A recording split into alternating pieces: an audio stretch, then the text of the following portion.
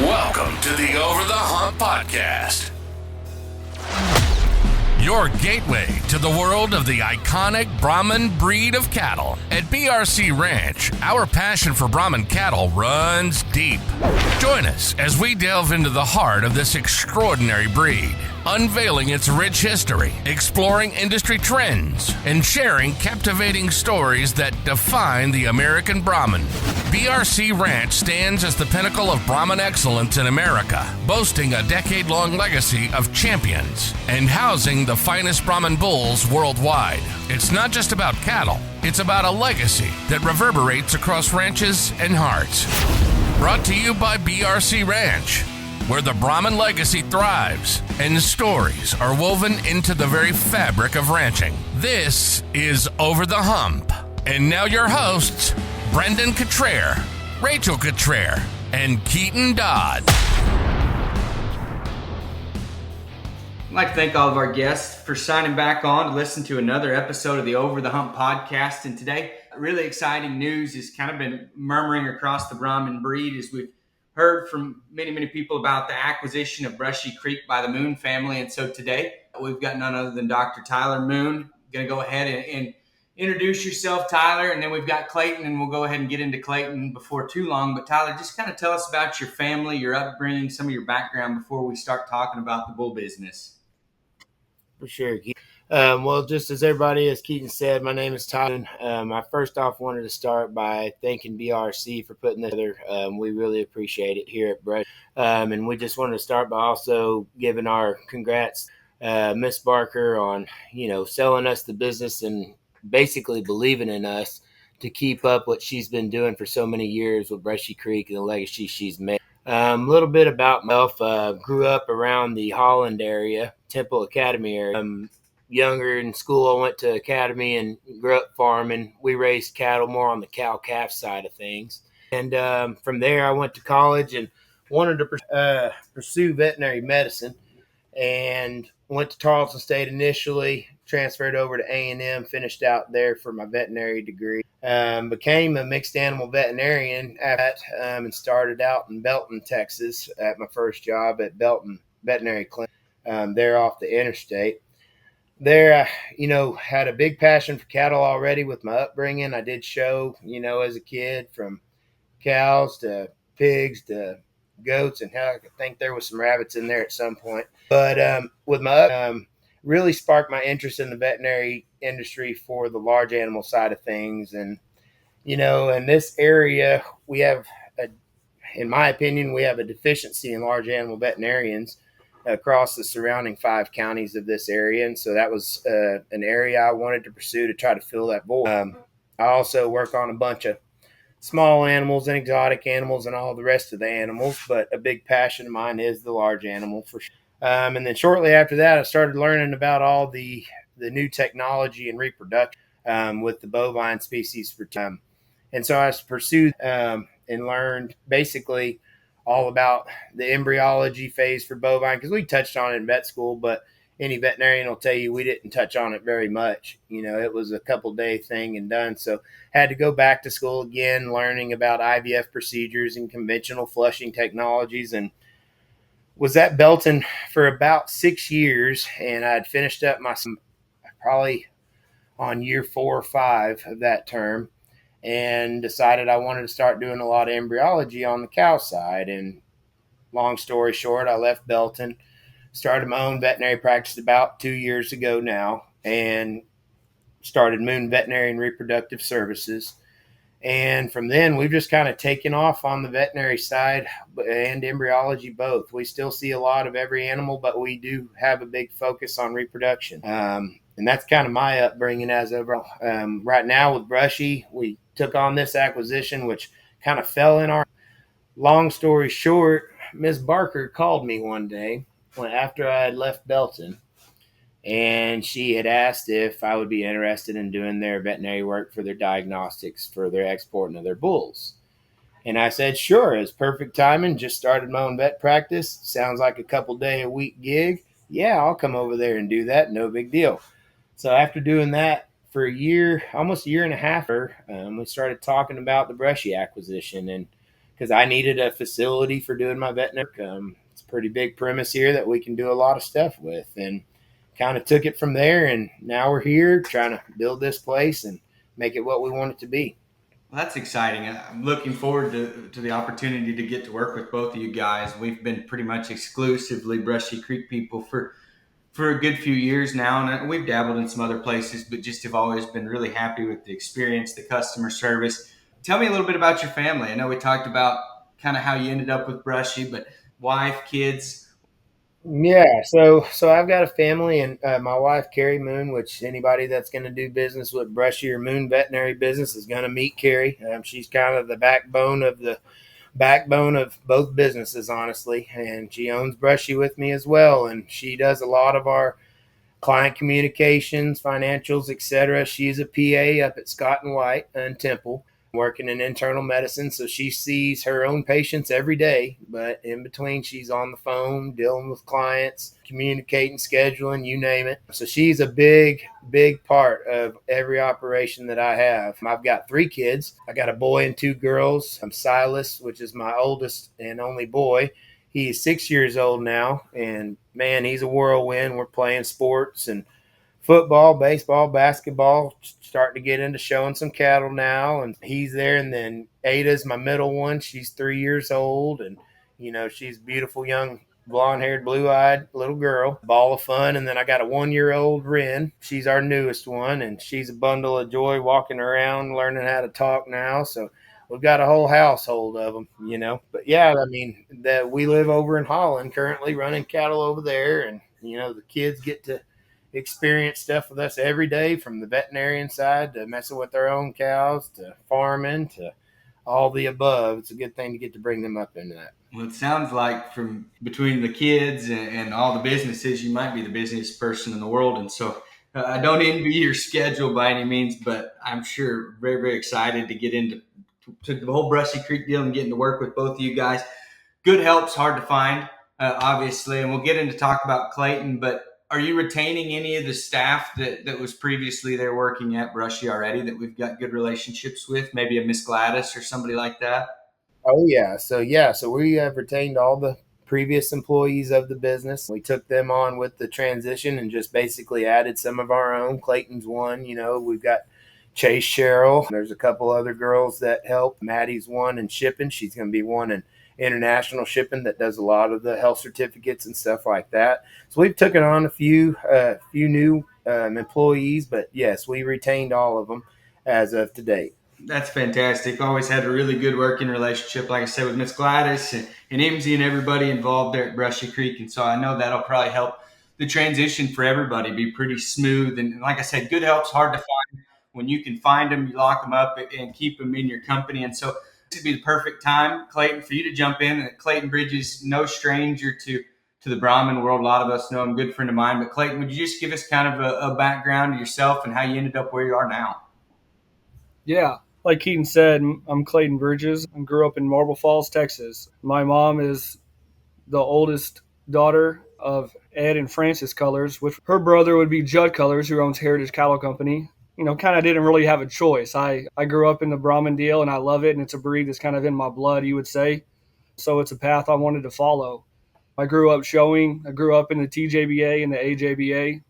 Great junior program, by the way, if anyone's listening. It's a great one to get involved with. I have friends today that I've made there when I was 8 years old that I'm still friends with now. So that's a great program. But I grew up there and I graduated and graduated from Tarleton State University. And when I got done with college, my uncle had kind of recommended Scott Satterfield with Satterfield Ranch in East Texas. And being the bachelor I was like, well, yeah, let's go. So I took that on in 2013, I guess. I was with Satterfield Ranch for 11 years. And I'd like to tell everybody that I'm proud to have worked there for so long, 11 years. And I went there as a kid and raised my family there. My family's young, but, it's kind of your name's going to be tied to that ranch, Keaton, the rest of my life, right? And so I'm proud to have been a part of it. At first it was kind of more of a domestic ranch that sold a lot domestically, and eventually over time it's a ranch that we kind of went global, kind of international, and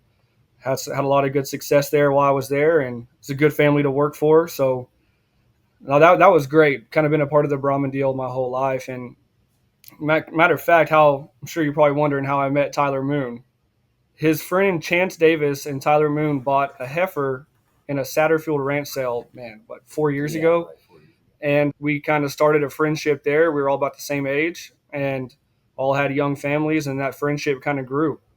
And Tyler started talking about Brushy Creek, and it was a process to purchase this place. And throughout those talks with Tyler, and finally he kind of just said, "Hey, man, would you be interested in, maybe coming to work here?" And I was like, "Yeah, well, for sure. Let's talk about it." And the talks progressed over about a 6-month period or so, and now I'm here with Tyler running this facility, and I couldn't be any happier. We get to move.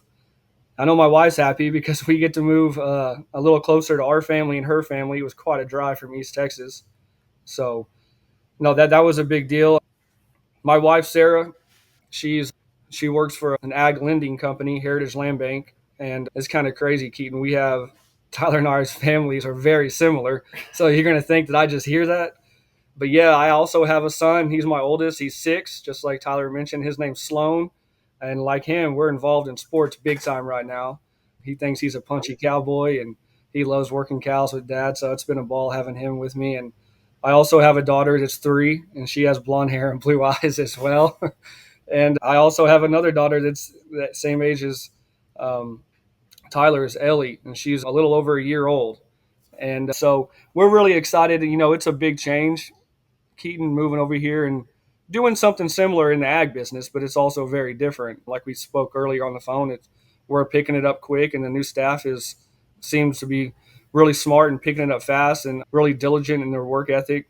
And that's something that you can really expect from us. Is you're going to expect us to work really hard. We're kind of go-getters in this deal, and it's kind of rejuvenated this office with the staff that was already on. So it's been a challenge, but it's been a fun challenge so far. Yeah, absolutely. And big shoes to fill, obviously, with just the quality of work that Miss Ava and her family have done for such a long time. But I know that you guys have the drive and the work ethic to make it all happen.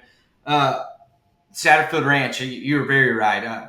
Super, super respected outfit. And when you left it, it definitely is in a better place than when you picked it up. And so I think that's a testament to you as a person and the job you did. But we got a little background from both of you guys, and y'all can bounce back and forth, and whoever wants to lead conversations, more than welcome to. But I was hoping Miss Ava would be here, but I understand that she's a busy, busy lady. And so could either one of y'all, just run us through some of the brief history of Brushy Creek? I really don't know. I've been working with them for a few years, but I don't know past the years that I've been kind of doing business with them. Yeah, I can try to do the best that I can, and I may be off a year or two on some things, but from the way that me and Miss Barker have had many, many conversations over this business acquisition about how things used to be here and what it's progressed over time. And she always brings back the start of this place when her and her husband Emsy started it. They started out with, I think she wanted to say, about 10 stalls on this property, 10 bull runs, and it was just him and her. And I think this was in 1977, I want to say, somewhere in that ballpark. And they had this business that they started, didn't know how they were gonna make it, but they wanted to start collecting bulls. From what I understand, the Barkers have been big in the Brahman breed for a long time. So, they knew a lot of the Brahman producers and were known for Brahman genetics. And they kind of just basically started collecting bulls and providing it as a service. And that has grown over the years to now having, over 80 or 90 stalls here. A very big, well-respected facility. I know Mr. Barker passed away, I think about 20 years ago, roughly. And Miss Barker, Ava, has been doing it on her own since then. Her son, Emsy, as far as I know, he's been working with this facility for a long time and has been part of it and the growth and of the company. But they started out as a primarily Brahman bull stud, and they're still pretty much known as a Brahman bull stud up to the day of the acquisition. I mean, I've seen other bulls here and there, but it's been at the heart of basically a Brahman bull stud. And that's kind of what they wanted with it. They run cattle around here in this area as well. And they've had some wild stories of owning some pretty cool wildlife, exotic wildlife that I've heard about too. But that's kind of the upbringing of the place that I know of. I Miss Barker could probably go on for hours about telling you some stories, but that's pretty much been the growth that I was reflected about it. I got you. That's a good kind of brief overview there. And I'm assuming the bear up front, is he still there, or is that bear going to end up leaving? You're speaking about wild. He went in hibernation. Oh no, the bear's gone. Huh? He's hibernating. He's hibernating He's right still now. on the facility. He's just hibernating. Yeah, he's here still. I got you. Well, that's good to know. Kicking in a different direction. This is a Brahman podcast, basically, but it's a cattle podcast in general. And so you talked about Brushy Creek's always had kind of a reputation of being a more Brahman based kind of a bull stud. But is there any plans on kind of trying to expand that market? I know, like I said, I've seen Charlet bulls there. I've seen Beefmasters and Herefords. They're there, but is there any hopes of expanding that? There is. So we obviously want to keep the Brahman breed here, and that's gonna, be a big. The heart ain't gonna leave Brushy. I promise you that. But we do want to expand to other bull breeds and be known for a facility that does all breeds. That's kind of our slogan: is all bulls, all breeds, our expertise. And so we want to hold to that. We are looking to try to expand to do every breed. Even looking at maybe doing some Longhorns. We're working the details out on that, being able to basically work those animals. It's a little different, everybody knows that. But other than that, I would like to see all breeds serviced here just to provide a bigger scope of business to a larger population of people. Yes, sir. Well, perfect. And if I was, well, I'm a Brahman breeder. And so if a Brahman breeder or any breeder, I guess, wanted to go about getting their bull collected, what do you think it would be some advice you'd give them, or maybe the steps they need to take to get that accomplished? It all just depends, Keaton. There's different aspects of bulls, so we've got our show bulls that are out on the show string, and then they come in after that. Some of those bulls, it's better to get a little weight off of them. It's better for bulls to come in production, basically. And the other side of that is your bulls, your bulls that aren't in the show string, they're out on pasture. It's good to have those bulls work a little bit prior to them coming in so they can clean out. Is going to be the best thing in terms of, make sure they're on good nutritional plane, up to date on their mineral, making sure they're getting free choice loose mineral. If not, a shot of multimin would be great too. Just making sure the bull's primed and ready to go, getting them cleaned out. We've got fresh ejaculate coming. Then the bulls don't have to stay here as long getting cleaned out, and we can go right into production. That's the best way for them bulls. On the bulls on the show string, it's kind of a hit or miss because, we get some young bulls in here that they're not going to go out on cows for a while yet. And so on that aspect, we may have to bring them in and clean them out for a little bit before we can actually get some production. Some bulls, on the flip side, they're ready to go every day, all day. Doesn't matter if they're working or not, but in general, it's good to keep them bulls in production, sexually or reproductively. That way we get a good sample, we can process it sooner and get the bulls to achieving what needs to be done. Perfect. Well, could you just, I guess, briefly, either one of y'all walk us through kind of the process? I know you collect the bull, and then what, from the collection, what all kind of steps have to go through for that straw to go ahead and end up being sold or put into a cow? Depending on what the goal is for that bull, whether he is being collected for own use by the owner itself or to be sold to an individual, either domestically or internationally, there's a few different processes based on those categories. If we wanted to just have semen for use and for domestic sale, the bull needs to come in, be collected. We have to obviously evaluate that semen. The bull may have to do some minor testing in terms of diagnostics to make sure he's clean upon entry into the facility. But the main thing is we're going to collect that bull, evaluate his semen. We're going to look at it under the microscope, make sure that it qualifies for being frozen or stored, and that it's a good enough sample that will provide us a good product at the end of the day when it's thawed. But the bull will also have to undergo a post-thaw stress test to make sure it can handle the freezing process and have us a good product at the end. That's what I was kind of wondering about. I knew that there was a post-thaw, something had to happen, but I wasn't sure what the parameters were or exactly what y'all did.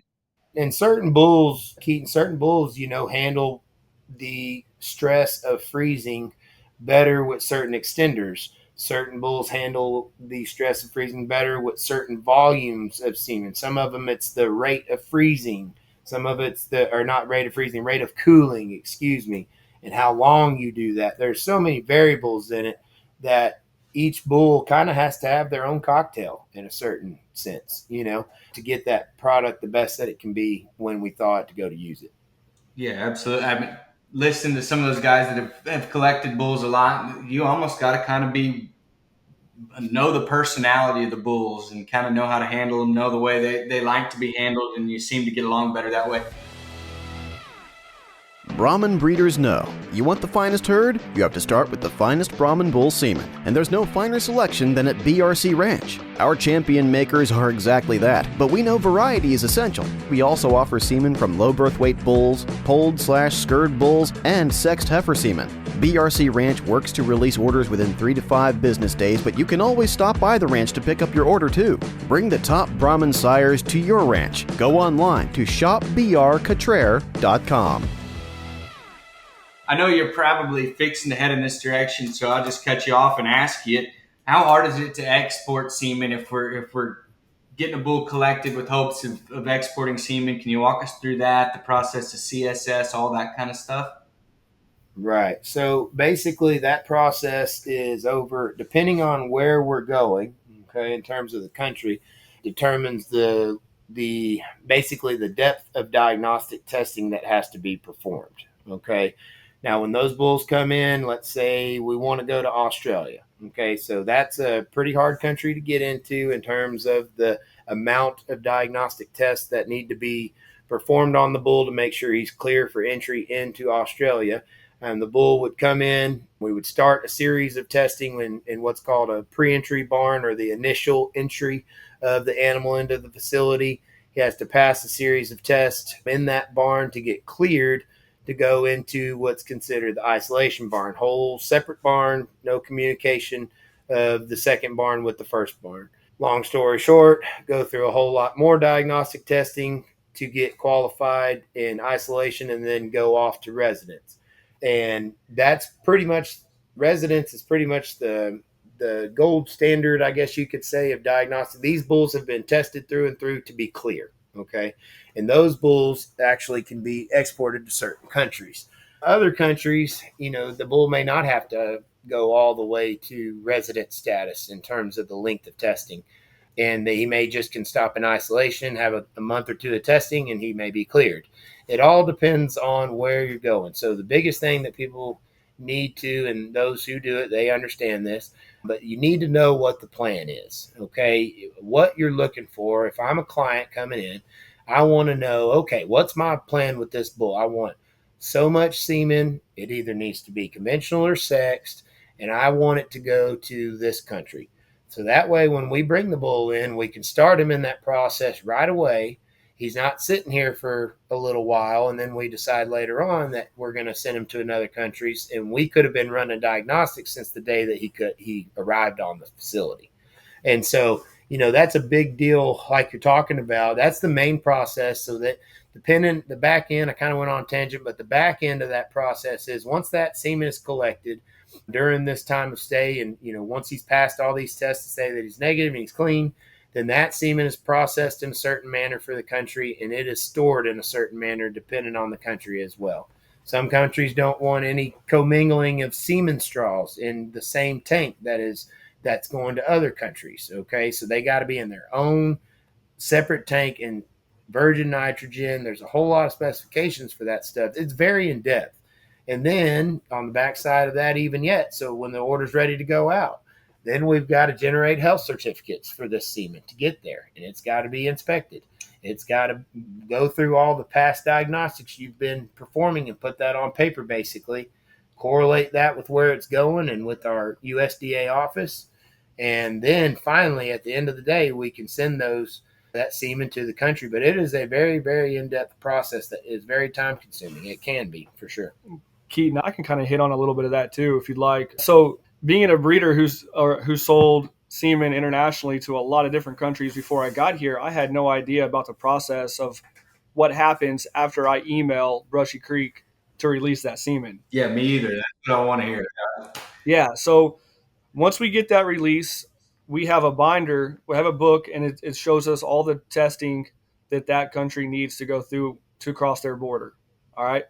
So, I mean, I could trick, BVD, Campo. There's a lot of them, right? And every country is different.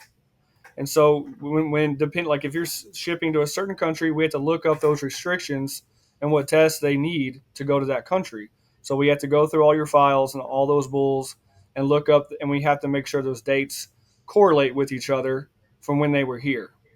So we have to go in and find your freeze code that correlates with those tests, and then we can put our health papers together and we contact USDA and we give them seal numbers for our semen tank, and then we use Dr. Moon's USDA number, and then we can start shipping that semen.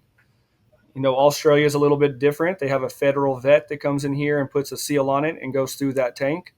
Also, you're going to be here a little bit longer. That bull is to do that testing. So Australia is going to take a little bit more time and a little bit more money to ship there.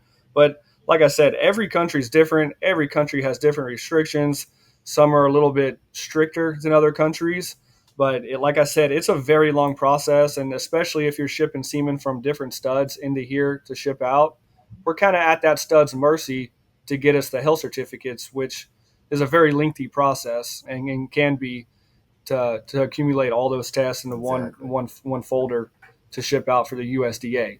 And so once we get the USDA's blessing, then we receive payment from the shipper and we send it to that said country by air. I got you. Okay, so it does travel by air. That was I assumed, but that's one of those things you don't know. Do they supply the tank? I'm assuming that depending on where you go, the shipper's obviously not going to work, so they're going to have to supply their own tank. I'm assuming.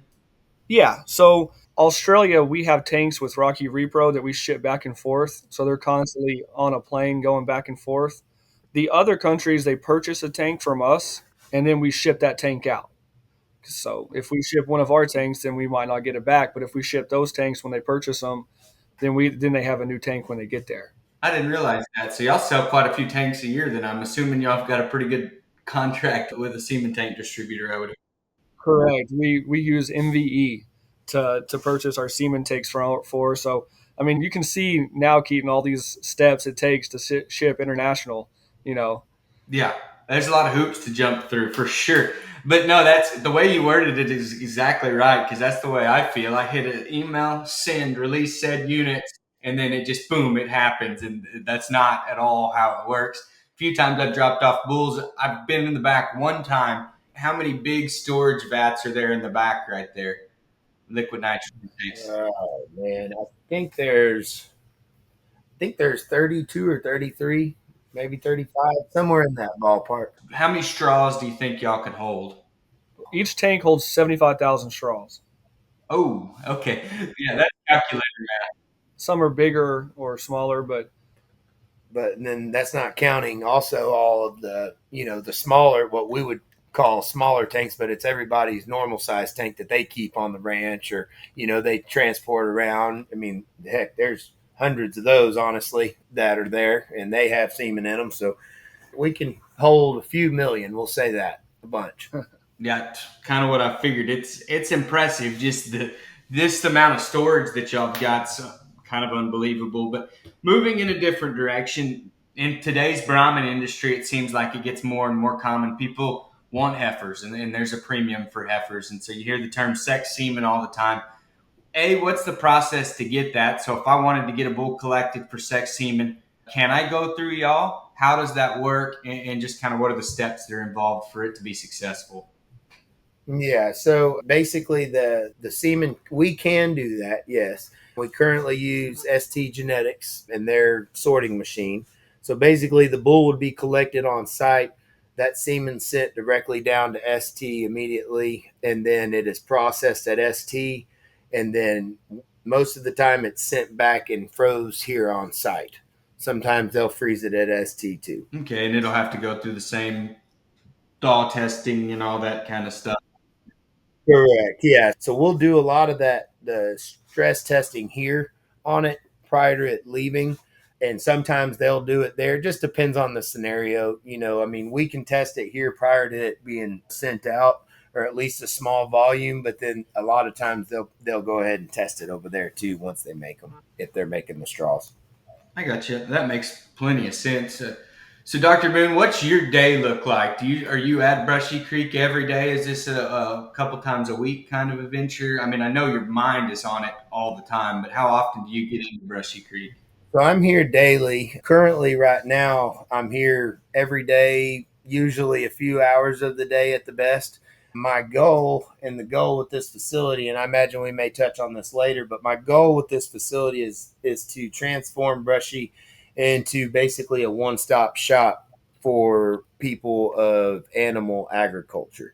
And by what I mean by that is we're putting in a veterinary full service veterinary practice on site here, as well as we're going to start doing the embryo work here as well, which is what I've been doing, I talked about earlier. So we're going to try to start doing collections for cows and bulls here, and then do the veterinary work on site as well. So my goal is for me to be here pretty much all day, every day, minus going out for transfers or going out to flush a cow here or there, and then obviously ranch calls for stuff here and there. But the goal would be for this to be kind of a home-based facility in here pretty close to every day. Okay, cool. No, that we'll stick a pin in that because you're right. We are going to circle back to kind of talking about what the future is, but going to kick this your direction, Clayton. You the bull man? What's your daily routine? I mean, are you outside more? Are you in the office? What are you kind of up to on a daily? Right now, it's a little different. Like we talked about earlier, Keaton, this is kind of our off season. So it's, it's the summer. Bulls will start coming in the 1st of September. So right now, I'm trying to learn my way through all this. I'm learning everyone's job here. I want to be able to collect a bull all the way to send out invoices. So that's kind of what I'm doing right now. As far as my job title, it's the general manager of Brushy Creek. I'm kind of head over the shipping over this area right here as far as Brushy Creek and everything. So the goal is, once we incorporate what we're about to talk later, the repro part and stuff like that, is just to be able to know everyone's job and kind of do everyone's job. And when problems arise, be able to be the guy that can solve them. Perfect. No, that's kind of what I figured. Kind of a man who wears lots of hats, but I didn't know if the office was your forte. I mean, if you're anything like me, the office calls me more often, and I spend more time in the office. But every day, I wish I was outside. But when you're I feel like we probably have similar roles within our operations where you just got to wear a few different hats. Yeah, especially my whole life growing up, working shoots and working cows and just being outside. I got to get me a piece of outside every now and then. But no, it's kind of like you, Keaton. We're just kind of in and out. Wherever I'm needed, I'm there. Yep. Don't mind doing the low man's job or the high man's job, just whatever it takes to kind of get everything done. You talked about this is the slow season. Obviously, I know why, but why would this be the slow season? And when are y'all busiest? Yeah, so this is our slow season because it's real hot right now. And in the summer, most of your bulls are out working. So most of your bulls are out doing their job, breeding cows. And when they get done, normally a lot of ranchers, like Keaton, I'm sure at BRC, you're starting to pull your bulls in August and giving them a little bit of rest. And then they'll start picking up here in the 1st of September. That's when we kind of start expecting bulls. And that's when they've always received bulls, are kind of at the beginning of September. Starts to kind of cool off a little bit, Keaton, and the bulls are done working. And you have a break right there before the winter to get your bulls collected and go through all the testing. So if you do want to put that bull out in January or whatnot, you still have time to do that and finish your CSS testing. Okay.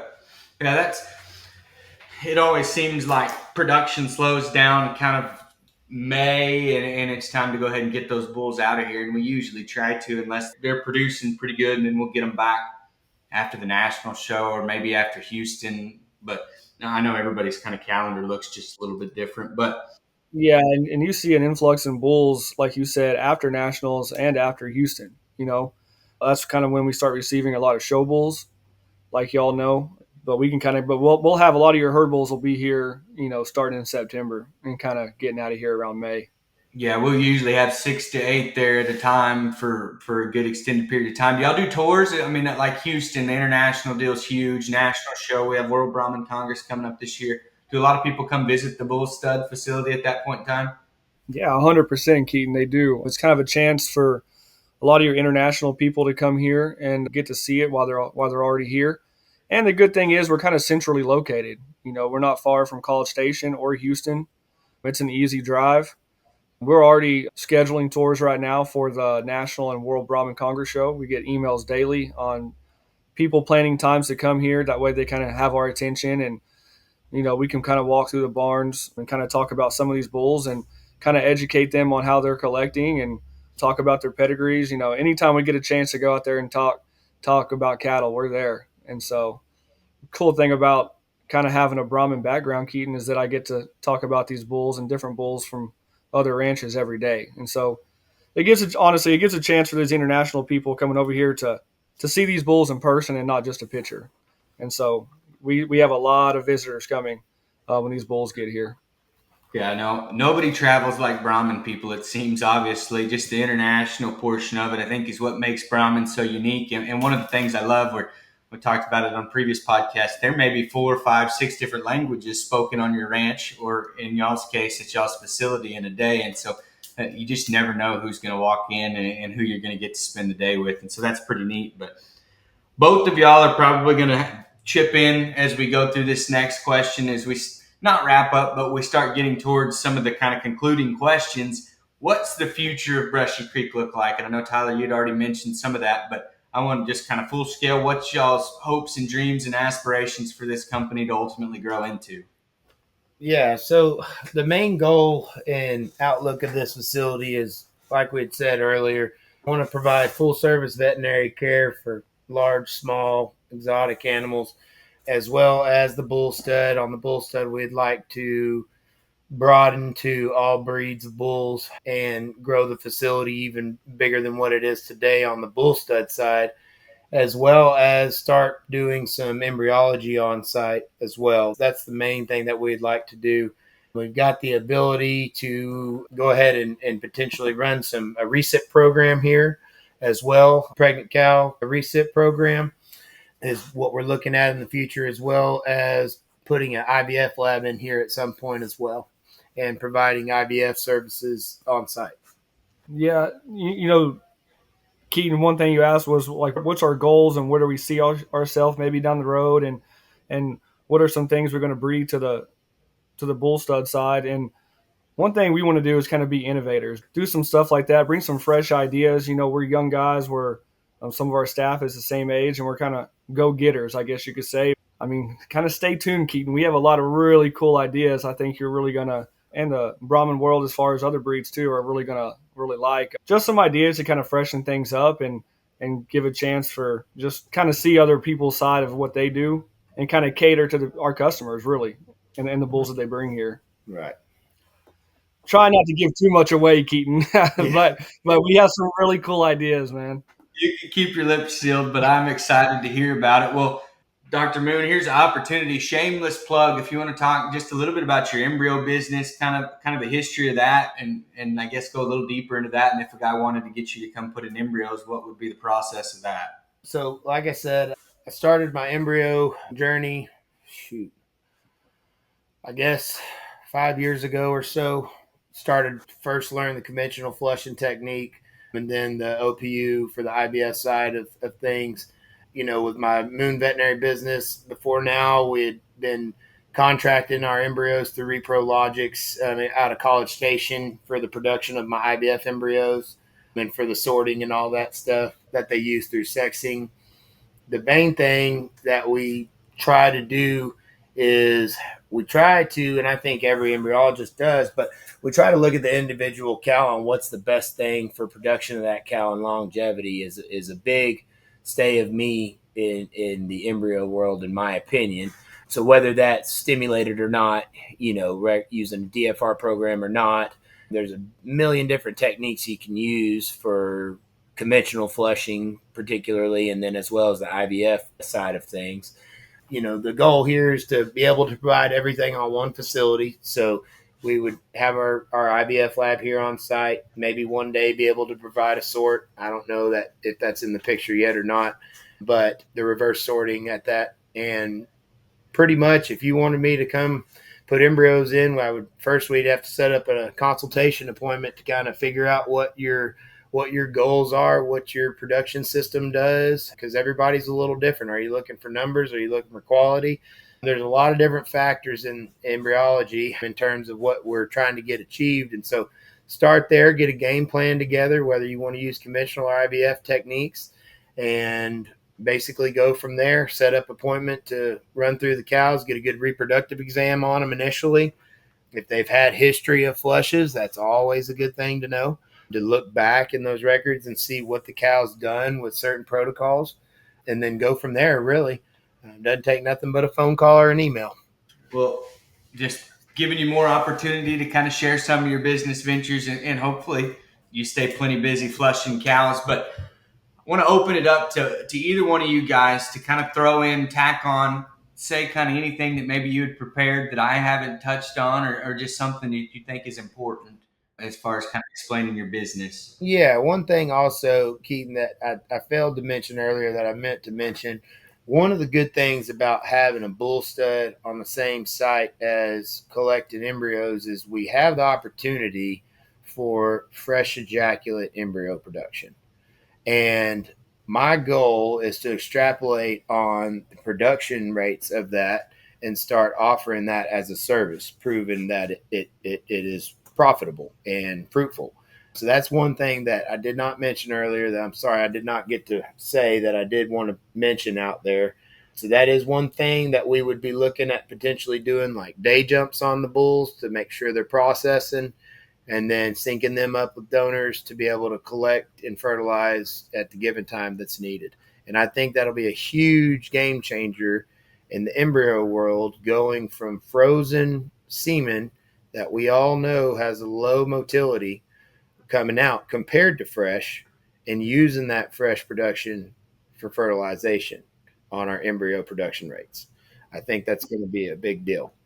That's cool. That's exciting. We've tried that a couple of times here ourselves, and just for one reason or another, we haven't been able to make it work. And there's a lot of moving parts when you got to do that, but it'd sure be nice if the moving parts were put in y'all's hands, because it can sure get confusing trying to keep up with it. But there's no doubt if you have the availability of a fresh ejaculate, that would be bar none the best, I would think, right? Yeah.